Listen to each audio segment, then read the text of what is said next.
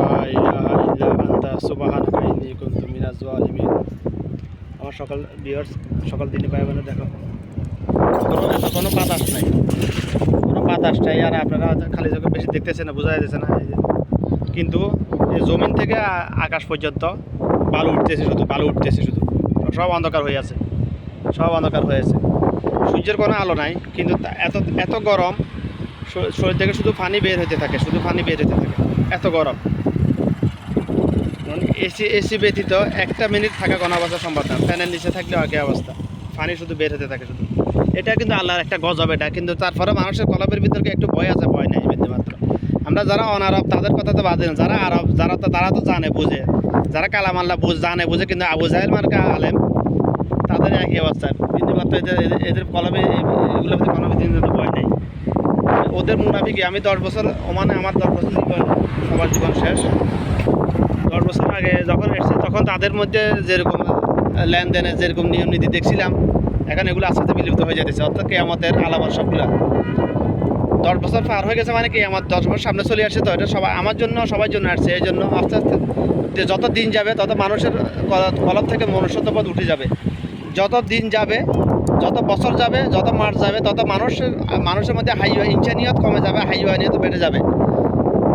এই যে এগুলো প্রকাশ্যে দেখতেছে, বাংলাদেশে দেখতেছেন, আজ থেকে 5-10 বছর আগে এরকম ছিল না। এই গত 1 বছর ধরে যা দেখতেছেন, 1 বছর 2 বছর আগে ছিল এরকম ছিল না। হঠাৎ করে এরকম কেন হলো? আপনারা মনে করেন একটা সরকার পতন হয়েছে, আর একটা কোনো সরকার না, এই জন্য না, আসলে না। এরকম সরকার গঠন হলেও আরও বেড়ে যাবে এগুলা। অর্থাৎ মানুষের যত দিন যাইতেছে, যত মাস যাইতেছে, বছর মানুষের কলবের মধ্যে ইমান কমতেছে। শুধুমাত্র দুনিয়ার লোভ মানুষের কলবে বেশি ঢুকাইতেছে শয়তান। মানুষের মধ্যে ইনসানিয়ত কমতেছে, হাইওয়ানিয়ত শুধু বাড়তেছে। এই যে দেখুন, আজ থেকে 2-4 বছর, 5 বছর, 7 বছর আগে এরকম দেখি না। 10 বছর তো আমার আগে আসছি ওমানে, ঠিক আছে। আমি 2016-তে আসছি, 2016-তে ওমানে আসি, ঠিক আছে। কিন্তু আজ থেকে 5 বছর আগে এরকম ছিল না যে মানে একটা দাম দর করে কাজ করার পরে টাকা কম দিতে, এরকম সিস্টেম ছিল না, কাস্টমার ছিল না। ওমানে যে পাই নাই বেশি আমি। এখন বেশিরভাগ সতীতে মিনিমাম 20 থেকে 25 জন পাওয়া যায়। দাম দর করে কাজ করার পরেও, ইত্তেফাক করার পরেও টাকা দেয় না, কার সাথে টাকা দেয় না। কন্ট্যাক্ট করে যে কন্ট্যাক্ট করা হয়, কন্ট্যাক্ট করে টাকাটা দেয় না, টাকা মারি খায় জাগাত মিছা মাতি এলা, আল্লাহর কসমকে মিথ্যা কথা বলে। জাগাত এমন এক দেশে আছে, দেশে শিরিক বিদাত নাই, কিন্তু আল্লাহর কসমকে মিথ্যা কথা বলে। কোর্টে জজের সামনে, উকিলের সামনে হাতে কোরআন নিয়ে মিথ্যা কথা বলতেছে, মিথ্যা কথা বলে। আল্লাহর কসমকে মিথ্যা কথা, একই কথা, দুইটার অর্থ একই। কিন্তু এরা জন্মসূত্রে কিন্তু কালাম আল্লাহর আলেম, তবে আবু জাহেলের মেয়ে ইমান নাই।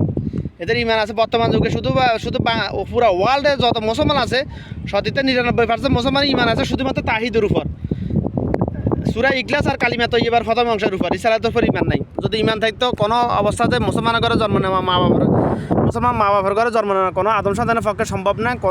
কোনো ফকের পাপ কাজ করা, কোনো অবস্থা সম্ভব না। মিথ্যা কথা বলা আছে। মুনাফিকের চিহ্ন 3টি। মুনাফিকের একটা চিহ্ন নাই, একটা না, দুইটা চিহ্ন নাই। এরকম মানুষ 100-1 পাওয়া যাবে সর্বোচ্চ, 100-1। মুনাফিকের 2টা চিহ্ন, 3টা, একটা চিহ্ন সবার মধ্যে পাওয়া যাবে না। 3টার মধ্যে 2টা চিহ্ন নাই। এরকম মানুষ আদম সন্তান গোটা পৃথিবীতে হিসাব করে ফেললে, আমার গত 25 বছরের রিসার্চ, সতীতে সর্বোচ্চ 1 আছে, 1% আছে সর্বোচ্চ। আরব দেশে অনারব দেশ মিলাইয়া 1% আছে, 1%। আমার এই রিসার্চকে আমাদের আগ পর্যন্ত কেউ খণ্ডাতে পারবে? আস্তে আস্তে আরও বাড়বে। খণ্ডাবে কীভাবে? আবার সম্ভব না, ভুল প্রমাণ করতে পারবে না কখনো, ইনশাল্লাহ। আস্তে আস্তে আরও বাড়ি যাবে। এখন 1% বলছি,